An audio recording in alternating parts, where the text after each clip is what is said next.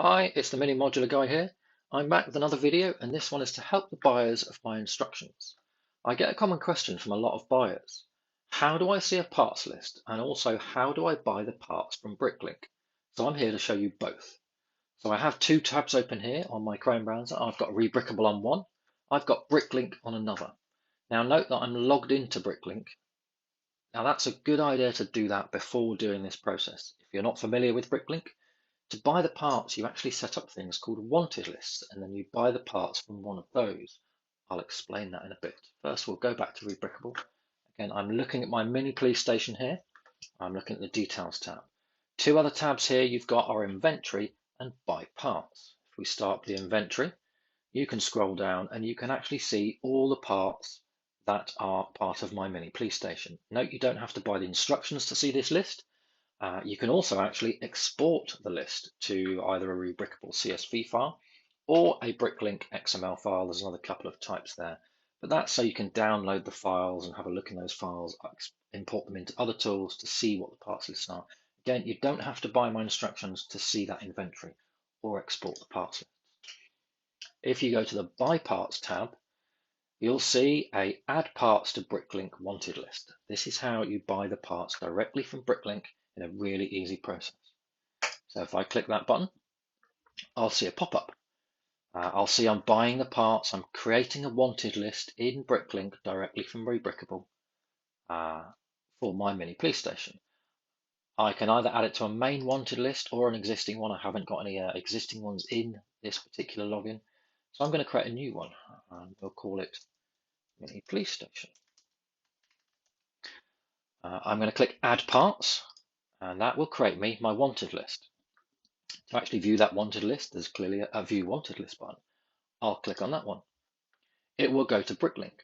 It will show me a list of all the parts. Notice that's only showing me one page. There's 6 pages of parts to the mini police station in BrickLink. Now to actually buy the parts, you'll see a Buy All button. If we click that, it'll go to the buying mode. I'm based in the United Kingdom, so I'm sticking with that for now. I can see all the stores that have got parts, some of the parts for my mini police station. You will find when you're buying parts from BrickLink that you'll very rarely find one store with all the parts you need for a particular model that you're buying parts for. You can set up things like disliked stores and favorite stores as well. Favorite stores could be ones local to you, and I will explain that in a moment, that you can go and pick up the parts instead of dealing with postage. Dislike stores could be ones that you know might take a bit of time to send to you, or the postage may be a bit high. So we'll click on Auto Select to start with and do this automatic process. So we'll click on Auto Select. We will click Start. I won't go through all the options now, but there are a lot of options. You can look on Help on BrickLink to understand a lot of the options you can be given. We'll click Start.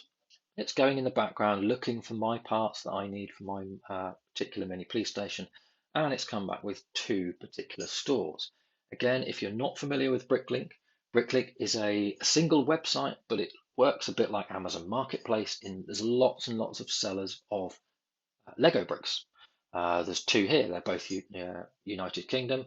Rock Shop, who I actually buy from quite a lot, and the Old Brickerage. So I've got 2 shops there. It's telling me I'll get some of the parts from my mini police station from one, and some of the parts from my mini police station from the second one. You can see there that I've got all the parts I need, 378 out of 378. You may find if the assigned percentage is lower, obviously the first number is lower than the second number, that some of your parts might be quite rare. For example, I might be in the United Kingdom and some of those parts might be in Europe, so I might have to switch to the Europe button and it might find some more stores down there. For the moment, I'm sticking with the United Kingdom because it's found all my parts. So I'm attempting to buy from 2 of these shops, and I'll click the Create Cart button. It will start to go to checkout view. Again, I can see that it's going to cost me around £26 plus a bit of postage. What I do now usually is I will click checkout. For me, I usually right click and open a new tab so I can see all the checkouts in the windows.